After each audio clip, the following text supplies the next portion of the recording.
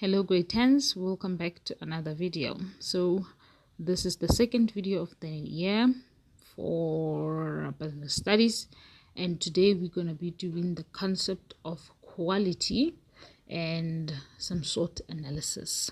Okay, so yeah, don't forget to like, comment and subscribe to the channel. Now without wasting any time, let's get into the video.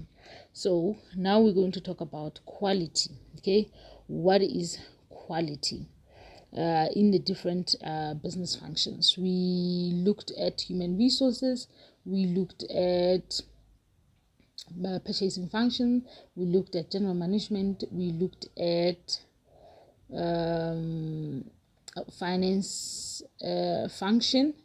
We also looked at public relations functions, advertising function, administration function. So all those eight business functions, I hope you watched my previous videos or you know the 8 business functions from class. If you are just struggling with quality and this is the video you are watching, so you should know them. So this business functions need to live up to a certain quality standard. Okay, so you have to know. If they say what is quality in human resources, explain quality in regards to human resources. Human resources deals with hiring of people, so it means skilled and qualified workers should be hired. That means we are putting quality first. We're getting skilled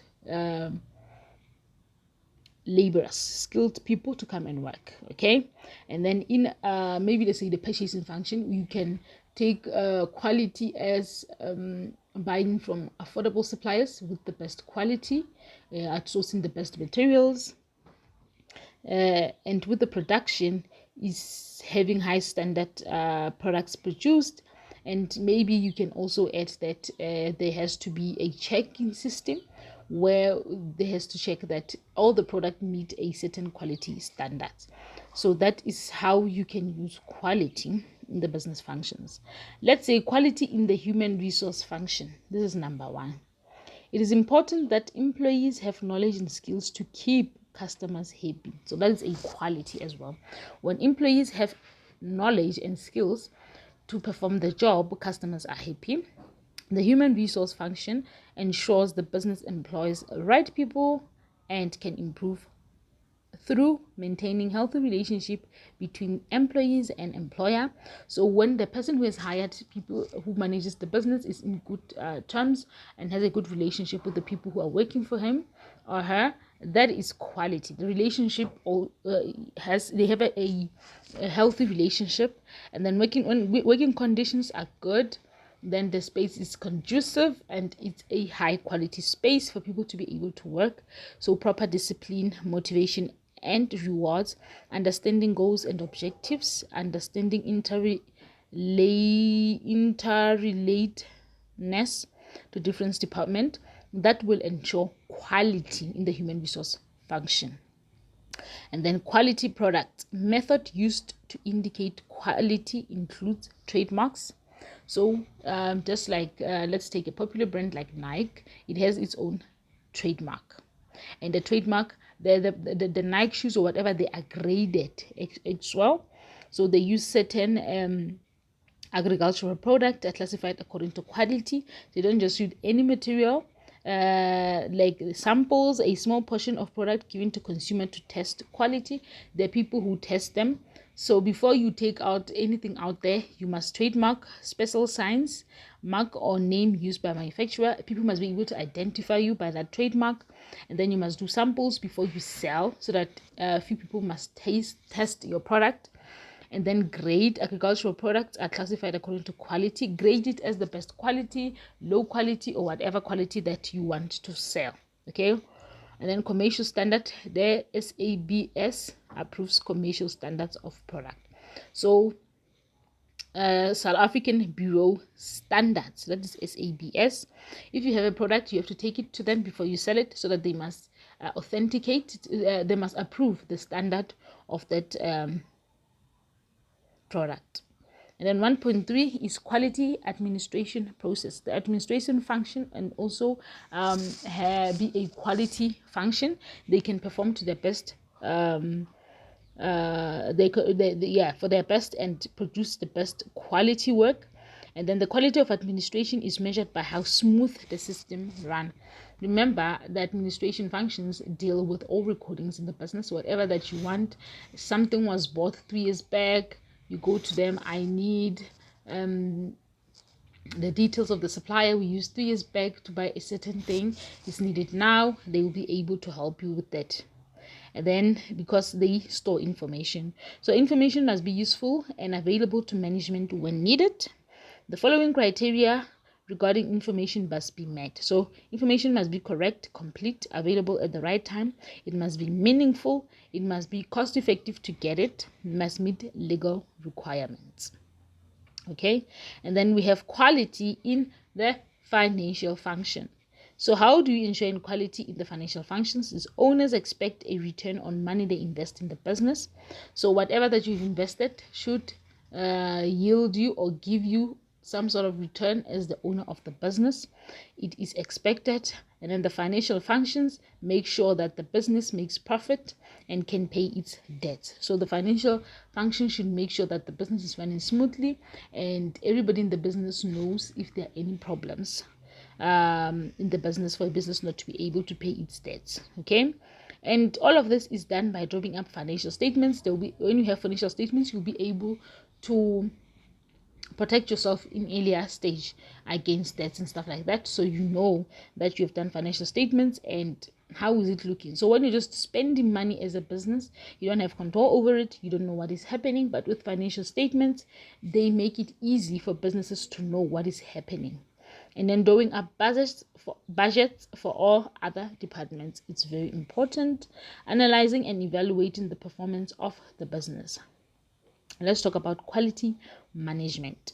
Success of the business and relationships between business functions will depend on planning. So quality management. Management is on the top, is general management. How do we ensure that the management of this business, as me as the owner of the business, how am I ensuring that there is quality? Success of the business and relationship between business functions will depend on planning, the task of management. How do I carry out the tasks of management as a manager, which are planning, controlling, leading, and organizing? So in me giving everybody what their job responsibility is, I should be able to make sure that everybody, all the business functions work together. It's my duty, because when they have to perform jobs, they are going to be related in some way or the other. So it's very advisable that all the business functions work together, and that is the responsibility of management. Management has to maximize profit by producing good quality products and services. So they have to use whatever resources they have as management to produce to the best of our capabilities as a business, based on what we have, the resources, the quality people, the machinery, knowledge, everything has to be used well. We dealt with resources on the previous video, which will be linked in the description down below. Check that out. The public relations functions should promote a good image of the business. So remember, quality promotion, who promotes the business is the public relations functions. So they should promote a good image of the business, resulting in an increase in sales and profit.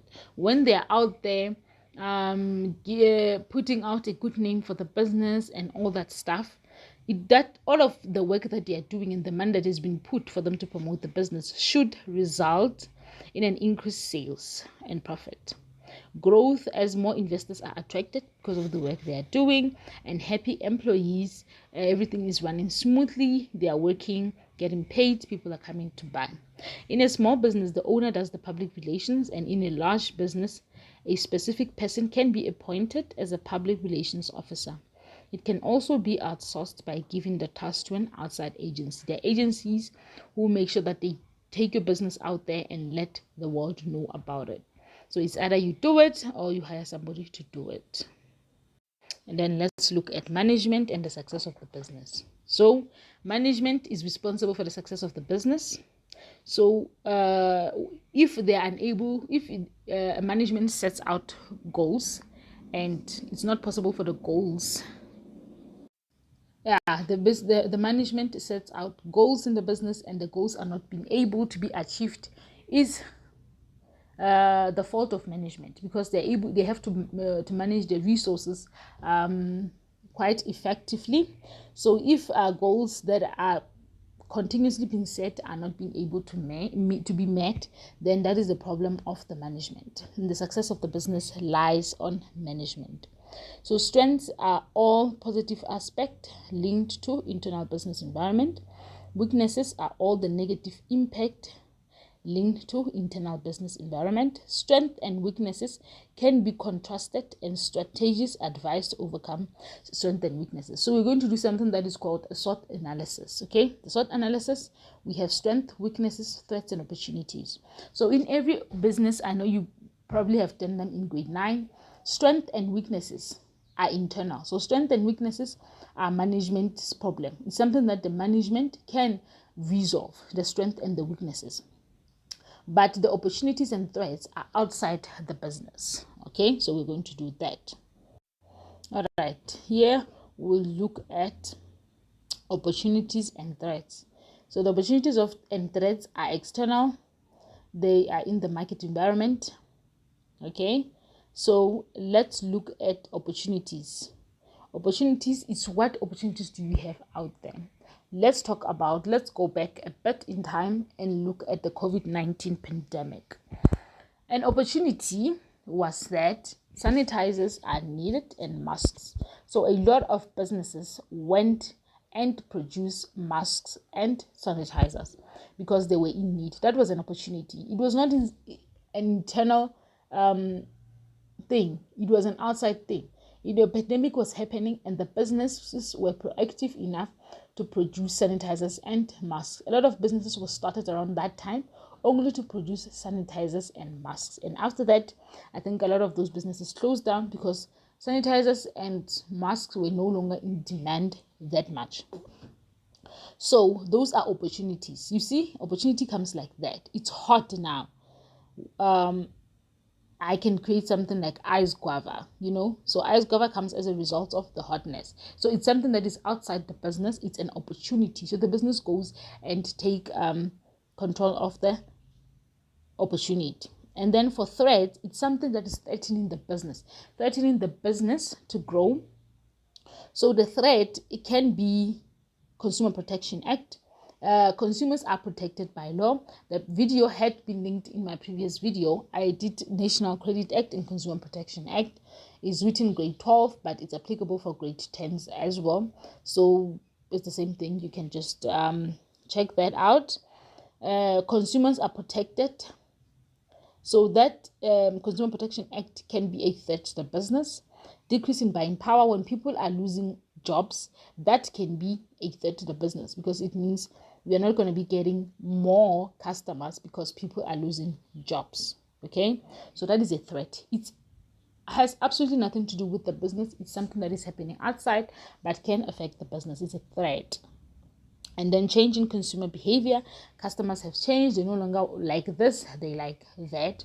So it's an external thing. Okay, so let's take suppliers. For instance, we have suppliers. What are opportunities do you have as a business towards suppliers? You can negotiate trade discount. When I maybe buy in cash, this is how much discount I can get. Or if I pay within a certain number of days, even if it's credit, you give me this discount. So that is an opportunity you have. And then a threat with regards to suppliers for the business is that banks and insurance company can increase fees and premiums. So your supplier can increase their fees. It's a threat to you. And increase in cost of raw materials and strikes. That can be a threat to you. Now let's talk about intermediaries. We're still in the market environment. With regards to intermediaries, what are opportunities with intermediaries? Intermediaries can broaden the market.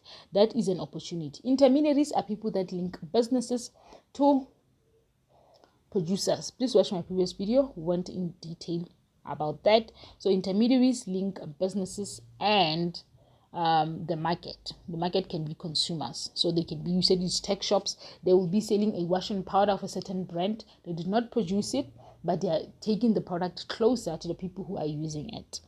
So a threat with regards to intermediaries may influence pricing and marketing strategies. So intermediaries may influence the price. They might give you the price at a very higher rate, and marketing strategies. So that can be a threat to businesses. And then with regards to competitors, the opportunities that competitors add to the businesses, that businesses can come up with new ideas to gain advantage. So you're competing with a certain store that sells similar products to you. What you can do is that come up with new ideas that the person has not yet. Maybe it's discounts, buy one get one free, points. Yeah, a lot of businesses now have points. When you buy, swipe your points card, you get some money there. When it has accumulated over time, you can use it, okay, to buy something.